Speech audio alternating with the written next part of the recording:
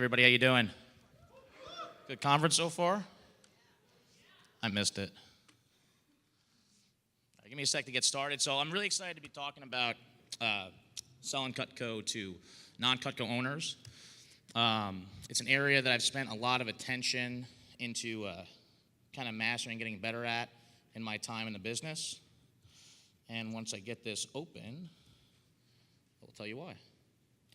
All right, so I remember when I first started getting involved with events, I was way more comfortable and excited about Cutco owners.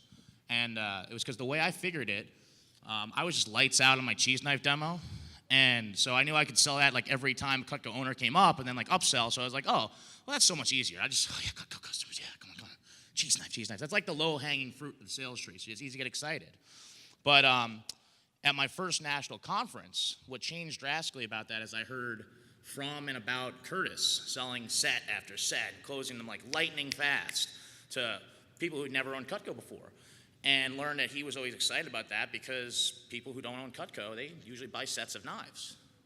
And so from there, I completely shifted my mentality to say, well, I want to get great at selling to people who don't own Cutco. Never heard of it, have heard of it, doesn't matter. Bottom line is, I know that they're more likely to buy sets. So why do we love, and by the way, now like that thing that was talked about earlier about the rating, now I feel really confident like that 8 to 10 zone, which is important to keep elevating that skill set. Still not at that 10 mark, but gonna get there. So why do we love selling to non-Cutco owners, customers? Well, first off, what I just said. Oh, thank you. No worries. The man cave. Give it up. All the audios that we listen to later would not be possible. So, they tend to buy a set, which is great, because when you do your job at the level like we do, and, you show them everything, it just makes sense to buy a set, and you're not corrupted at all with what they did before. So when you have that first interaction, what I love about it is you're able to guide them through their entire Cutco journey, all right? Think about all the interactions you had with customers that already bought Cutco, right? And, now imagine if nobody else had ever done that first demo for them, where they ultimately bought like a studio set without table knives, right? What concept would you have sold them instead that would have made more sense? For me, it would have been at least a galley, because I think that's the smallest set anybody should have. But bottom line is, I always wish every customer that comes up, I could control their whole Cutco journey. Something I've heard a couple people explain over the last few years attending this conference is the first interaction sets the spending expectation for the future. So I've come also to realize that when I'm in a position to maximize that first investment in Cutco, I can expect larger orders for when those clients become past customer business in the future, okay? Which I always like to say, it's future past customer business in the future. That's always how I'm looking at every new customer. It's like, they're just my future past customers, I just haven't met them yet. So naturally, I'd rather deal with a new customer versus someone that bought like one knife on their first demo, because that person who bought one knife on their first demo, they come up to the booth telling me the story about their one knife, and they're in their mind, they're thinking, well, that's how I buy Cutco. I buy it one knife at a time. And I've got to now resell them on the concept of a set, which I'd much rather do from scratch as opposed to after years of them getting the belief that, oh, I can get by with just one knife. Oh, well, I guess one more will be enough, and I've got to go all the way up to a whole set. Now just imagine if every customer you talk to, again, you talked to them the first time, they never bought that one knife. They bought a set that first time. Now their spending expectation every time they see you is that they're going to spend about $1,000 or more on a package, because that's what you programmed them to do in the first place. Okay, which is just really the reason everybody in this room should be walking out of here thinking, man, I can't wait till the next person I talk to that doesn't own Cutco, because that person might buy $1,000 from me if I do my job, and most likely they'll buy $1,000 again and again and again versus $100 or $200 or $300 every time I see them. Okay, and then additionally, when I'm first, I can strategically plan for their future business with precision accuracy. Okay, I'll tell you a quick story. There was a customer of mine named Kelly Burke. She came up to me at a show as the show was ending. She was just like one of those ladies that was like really excited to buy stuff, but the show was closing. So she comes up to me first, and she's like, "Oh, knives. Okay, well, let me check out these knives." And I'm like trying to tell her about Cutco, but her attention is just not there. So I'm just like, well, these are awesome, and you're going to love them. Like, what do you use the most? And I just sold her a couple pieces real quick just to get a sale. She pulls out her black Amex. I see the town she lives in. It's a super wealthy town in New Jersey. So I'm like, oh, wow, I got to sell her more stuff, but not now because there's no way to capture her attention at the booth. So I set it in my CRM with several tags. I tag new customer. I tag generate service, which is basically designed to schedule a check-in sharpening, whether they need it or not. I add upgrade, add on, and then I actually set a task to follow up on a specific date about 6 months to a year later. So this customer I set for 6 months later. I called her. She was like, and by the way, I set the expectation when she bought, which I do with every customer and everybody should do, that they're going to get a follow-up from me to check in and see how their knives are doing within the next year to two, okay? Gives them that expectation, and when you follow through, they're that much more excited. So she had that expectation for me saying it, probably never thought I'd follow through, thought she'd buy some knives and never hear from me again, right? But I followed up, and she was excited. And I went over, and I didn't need to sharpen her knives because they were all like super sharp. And, I spent some time with her, like, just hanging out, getting to know her now in an environment that was more relaxed for her, and she bought an Ultimate without even, like, not an upgrade. So she was just like, okay, well, you know what?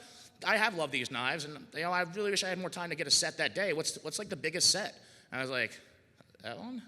She was like, okay, yeah, I'll get one of those.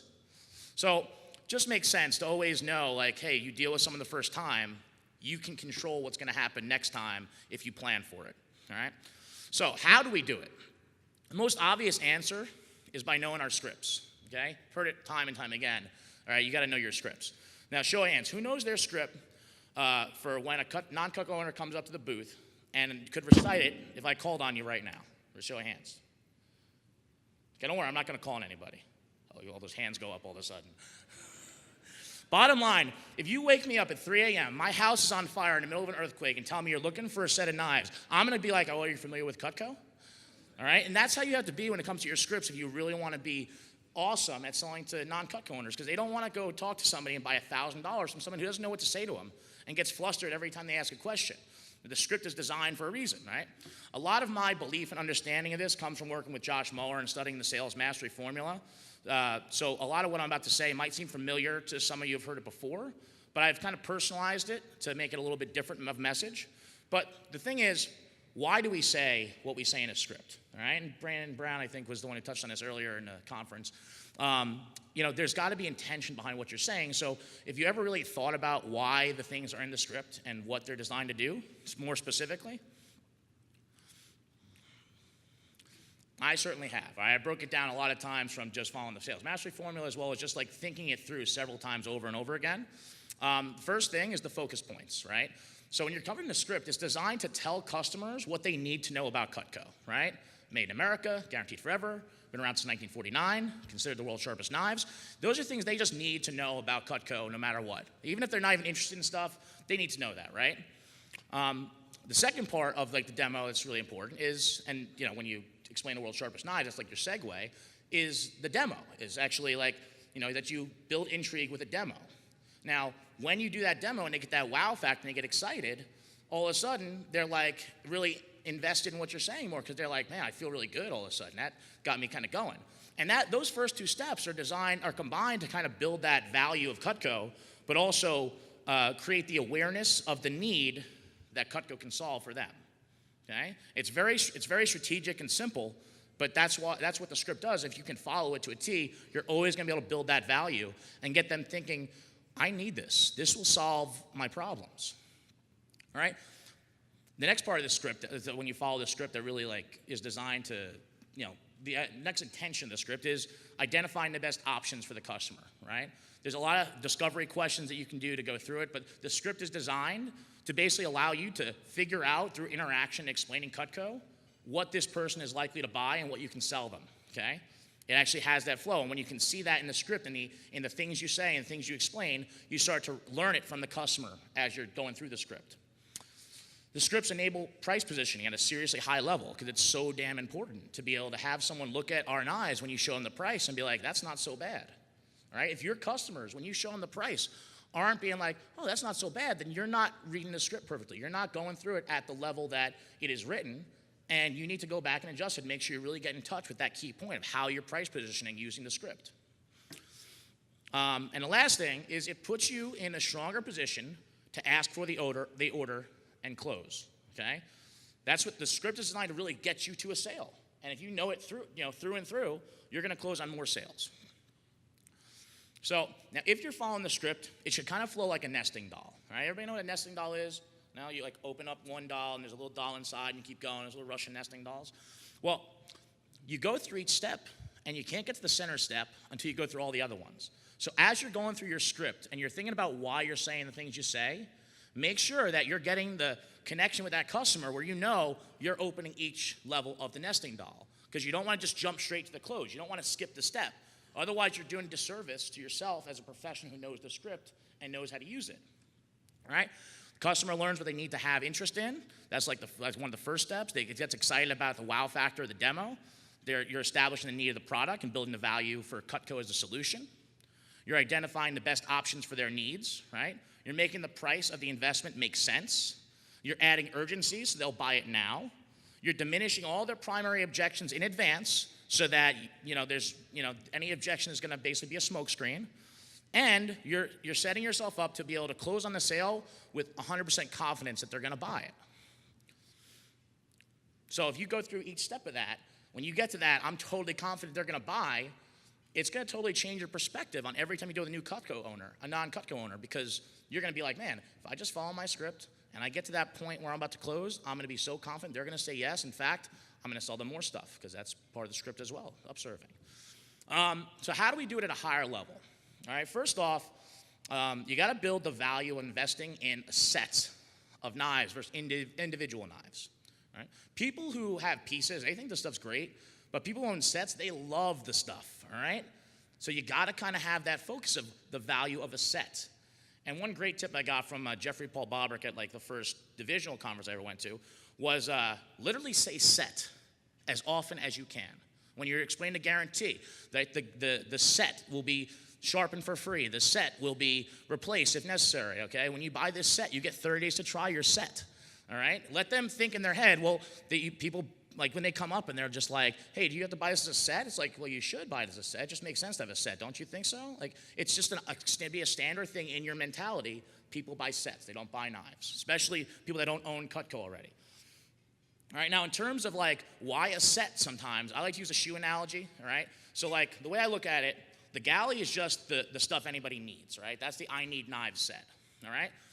But when you get to like the homemaker and up, it's like, well, how do I explain, like why is it more valuable to have a set or a bigger set?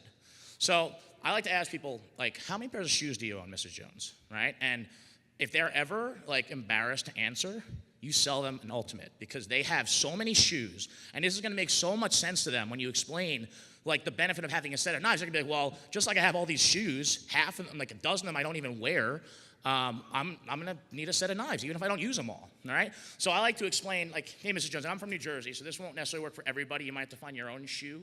But it's like, hey, so like, how many pairs of shoes do you have? And she's just like, a lot. And so it's like, well, do you have a pair of snow boots? And they're like, yeah, of course. It's always a yes in New Jersey. It's like, yeah, of course, right?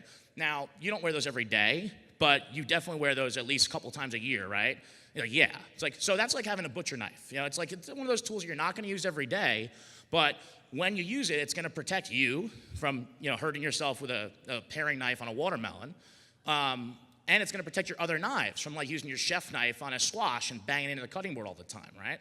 And so when you explain that thing that makes sense in their head, they're like, oh, okay, cool. I was looking at that knife and I was like, I don't think I'd use it, but now I know I might use it like a couple times a year for the rest of my life. It's just like having a pair of snow boots, all right? And then, hey, Mrs. Jones, like, do you have that really nice pair of like designer shoes that, you don't even know when you're going to wear them, but you just feel damn good when you put them on? And it's like, yeah. And it's like, that's like your carving set. You might only use it once a year, but when you have that holiday meal out and you pull out your carving set, you're just going to feel really good about what you put your energy into for that dinner. All right, that's the same thing. It's like, okay, cool, it makes sense. Even if I never use that stuff, I'm looking at it, I'm thinking I won't use that fork. It's like, well, yeah, no, now you will. Just maybe just once or twice a year, but you should still have it. It just makes sense to have that set, and have that item, an option. So, next thing is sell the concept of owning the right set. All right, because naturally you can explain the idea of having more and that you'll use it all the time, but what's really right for your customer? Because it's not about what you want to sell them, it's about what makes sense for them to buy. All right, don't just sell an ultimate to everybody because that's the highest commission. All right, find out what their needs are, make it simple. All right, and help them get it. I like to keep it really simple with the explanations on the concepts, and you can expand on this yourselves or talk to people about it. Hang on, I gotta get my time check. All right, cool. Starter set is just the I need knives set. Like I said, you just need knives. It's got everything you need on a daily basis. Service for 6. I need knives, right? The basic set, it's our most popular selling set in history. It's got all the tools in the everyday set, plus it's got the butcher knife for the tough jobs and the carving set for the holidays, plus it's got service for 8. Right? The family set is for all the family cooking. And you could leave it at that and just not even say anything else, and they'll be like, well, I want to know more about that, and just build that intrigue there. But the family set is for all the family cooking because it's got all the pieces in our basic, plus our top-selling customer-requested pieces. It's the smallest set that has the shears, and it's got service for 10. All right? And then the ultimate set, that's our complete set. It's for people who do a little bit of barbecuing, a little bit of entertaining. It's got service for 12, and if you like a full variety of knives, do all the jobs you'll ever need to do in the kitchen, then that's probably the set you want to look at. All right, so pretty simple concept. It makes it all seem pretty small and helps them identify, hey, that's me. That's like the package that makes sense for me. All right, so I'm going to have to run through a little bit quicker on time because I had a lot more written than I realized I had time for. But plant seeds for packages and programs all along the way if you want to do this at a higher level, because it's going to open the door to more intrigue that can lead to another demo like the cookware demo we saw from Kareem yesterday, which was awesome. And if they ever show interest in one of those other product lines, go after it. All right, don't just be like, okay, cool, they showed interest, let me just sell them knives. No, sell them knives, then upserve because they showed interest. You planted that seed for a reason. Let that sale grow. Be prepared and expect to upserve, right? Obviously, you got to know to always ask again, always ask until they say stop. But also, think about what packages you're prepared to show every time as an upserve. Commit to that every time anybody comes up and buys something from you. Say, well, I also am going to introduce this. Think about that now and do it every single time. You'll become a master of actually adding $500 or $1,000 to majority of your orders. All right? Handle objections in advance, which is basically covered through the script. But, if they're giving you any, steps along the way, just always think about that nesting doll, make sure it was covered, and you handle the objection through the script and through the interaction. All right, then I had a couple of tips I want to run through really, really fast. One, I like to transition the sale with a qualifying question, all right? So I don't waste my time talking to somebody that's not really interested. So you do your demo, you explain it, and right when you're going to get into actually going the next step of, hey, what set makes sense, be like, hey, so were you just kind of curious about knives? Or are you really actively shopping for some good stuff for the kitchen? Simple question, something along those lines. Checks them in to say, I'm actually curious about stuff. I'm really shopping for it. Or I was just looking, and it's like, cool, if you have any questions, let me know, and I move on to the next customer because I don't want to miss that next sale spending too much time. So get a qualifier in your approach so you can, actually protect your time with your customers. Don't ask questions that don't serve a purpose. Ask questions that do. Don't ask, what do you like to cook? Ask, do you like, love, or need to cook? Ask, do you ever questions? And have you ever struggled with this questions? They serve a purpose, and they get you actually to help steer that customer to where they need to be to buy something. Use a confirmation question before you close, or a couple. Things like, hey, do you feel this is the right package for you? Do you understand everything that I've said? Are you comfortable with this price? Would this fit in the budget if you wanted to get this today? Because if you're in a position where you're about to go after the sale and make a deal with them, you want to make sure you're going after the deal for the right thing and they can afford what you're showing them. If they can't, show them something else and then go after that instead. But when they get those confirmation questions in there, you're going to waste your time going after a sale that isn't there no matter what you do. There are so many closes. One that I like is I wanted to share like a specific close. Many of you have probably heard. I think it originated from Jason Jeffries. I don't remember where I heard it, but it's the high five close. Okay, always fun to do every once in a while. If I'm just crushing it on the demo and I'm feeling really good rapport with the customer, if I get to that point where I'm just all right, cool, I got to close this, but this is going really good. I get in my head, how should I close? I'm just hey, you know what, guys? You like this set, right? And that fits in the budget. I mean, I feel really good about this. I don't know if you do, but do you want to get it? And that's it. And you just keep your hand up there until they slap it, and they slap it literally every single time. It's taken a while. I stood there at a booth one time with my hand up for 10 minutes, and just like this. And I'm showing stuff and moving it around, but my hand's in the air. And they finally slapped it, called me back the next day, and we actually wanted to get the one with the steak knives instead, and upgraded themselves after me sitting there for 10 minutes where they talk about it. Signature set sale. I go after a signature set a lot by using it as the third option when I frame my sets. This is actually a cool thing. I found that most people, the third or last option you explain is usually the one they kind of have the most questions about. So I'll do so our complete set, explanation, our basic set, most popular selling set in history. It's like what everybody has if you bought your Cutco since the 40s. And then our family set's like the best value set because it's got everything in the basic set plus our top customer requested pieces. Then I just do my quick demo. If you guys anybody who still cuts food, at that point, if you haven't cut the food, that's where I would hold it till. And then boom, just be like, so here, let me show you those 3 customer favorites. Hearty slicers, they feel the weight and how solid it is. Petite santoku, so they see there's a variety in weights and feels, and they get attached to that smaller knife too. The dense food knife, so they can actually do their little demo. And then I'll pull out the trimmer, have them cut the tomato first, so they're like, oh wow, that's awesome. It's like great, imagine if you never squish a tomato again. Now cut the potato because now it presents, hey, that's not the right knife for the right job. I should have more stuff. It struggles. Cool, but it was still a great knife. Cheese knife, they're like, oh man, I love that. And that's in this set. And then boom, it's like, yeah, plus the shears. It's the smallest set that has our shears. Penny, they're like, wow, close it, signature set. Last thing is before I walk off is track all your interactions and keep the data stored so you can do the follow-ups. Get involved with the CRM. Picture everything as a long-term because that new customer that never bought Cutco before could be your best customer, and they're going to be one of your long-term future past customers. All right? That's what I got for you guys. Hope it's some value. Enjoy the rest of the conference.